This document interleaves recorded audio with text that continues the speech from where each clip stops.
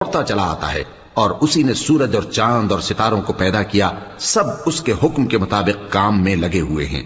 دیکھو سب مخلوق بھی اسی کی ہے اور حکم بھی اسی کا ہے۔ اللہ رب العالمین بڑی برکت والا ہے۔ لوگوں اپنے پروردگار سے عاجزی سے اور چپکے چپکے دعائیں مانگا کرو، وہ حد سے بڑھنے والوں کو دوست نہیں رکھتا، اور ملک میں اصلاح کے بعد خرابی نہ کرنا، اور اللہ سے خوف رکھتے ہوئے اور امید رکھ کر دعائیں مانگتے رہنا۔